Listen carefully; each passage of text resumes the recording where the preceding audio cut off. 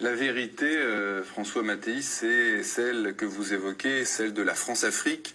Vous évoquez les trois piliers de ce système France-Afrique, à savoir la maîtrise du franc CFA par Paris, la présence de l'armée française dans ces pays africains et le choix des chefs d'État africains. Alors j'aimerais dans un premier temps qu'on revienne sur le franc CFA. Comment expliquez-vous que les chiffres du franc CFA ne figurent pas dans les bilans publiés par la Banque de France? Je ne l'explique pas, en tout cas, si, il y a une explication peut-être. Il y a des chiffres qui figurent, qui ne sont pas les bons, parce qu'on ne fait figurer, par exemple, que ce qu'on considère comme visible, c'est-à-dire les comptes d'opération. Les comptes d'opération contiennent, à la Banque de France, ça s'appelle les comptes d'opération, ils contiennent le prélèvement que la France fait sur les exportations en dollars. Les exportations se font en dollars dans le monde, c'est la monnaie du commerce international.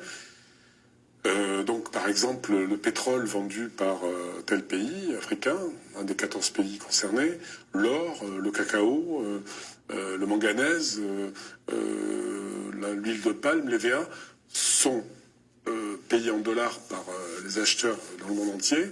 Ces dollars-là, jusqu'à 1974, je crois, 100% entraient en France. Donc on était exportateur de toutes ces matières-là, sans en être producteur. Et depuis, ensuite, c'est passé à 65%. Aujourd'hui, c'est la moitié, 50%, qui entre dans les caisses de la Banque de France et surtout dans les comptes du budget de la France. Ce qui est particulier, c'est ça.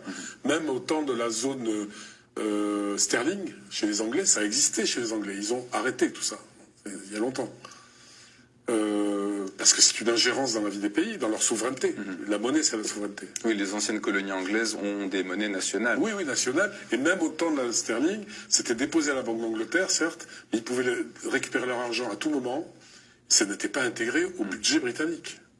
Et c'est ce que vous dites, François Mattei, il existe 17 milliards d'euros de devises retenues en France, alors que ces milliards devraient être gérés dans les banques centrales africaines. Absolument, et puis à la disposition, parce que ça représente, au regard du budget français, peut-être pas énormément, mais d'abord, c'est de l'argent qui est placé sur les marchés internationaux, donc la France a des revenus de cet argent-là, ensuite prêter aux Africains. Mais je vais vous dire en deux mots, c'est très simple. Vous avez des comptes d'opération de tous les pays africains, 14 pays. Quand la Côte d'Ivoire, il y a des pays qui sont toujours en positif sur leur compte. Il y en a qui sont toujours juste ou en négatif. Alors, on prend sur l'argent de ceux qui sont positifs et qu'on détient pour prêter à ceux qui sont négatifs. Donc on prête l'argent des Africains aux Africains. C'est ça l'aide au développement. Il faut le savoir, parce que les Français ont le sentiment d'être pillés par les Africains, et qu'on aide les Africains et qu'ils ne se débrouillent pas. On leur prête leur propre argent. Que ce soit clair, c'est la vérité. Vous citez François Mattei, d'ailleurs, les propos, pour rester en 2 secondes sur le sujet, les propos d'un ancien directeur d'une banque centrale africaine. Il déclare « La France est un nain économique en Europe sans la maîtrise de ce franc CFA ». Donc c'est assez parlant. C'est assez parlant et c'est sans doute vrai, parce que il faut rappeler que le franc CFA était...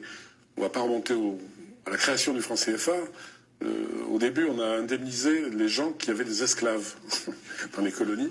On leur a donné de l'argent. Et avec ça, on a fondé une banque à Dakar.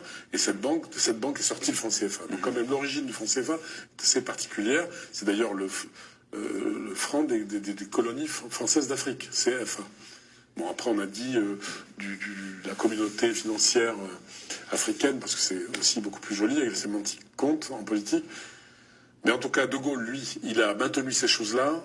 Pourquoi? Parce qu'après la guerre, la France était exsangue. Après l'occupation allemande, elle était exsangue. Donc il s'est appuyé pendant la guerre et après la guerre sur l'Afrique. C'était ce qu'on avait de plus fort, avec des matières premières pas chères.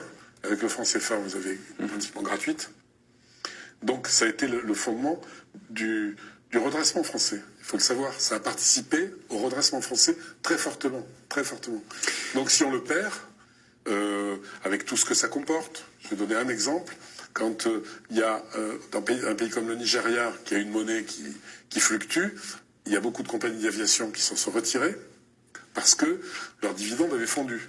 C'est-à-dire leurs bénéfices qui étaient au Nigeria se retrouvaient à zéro.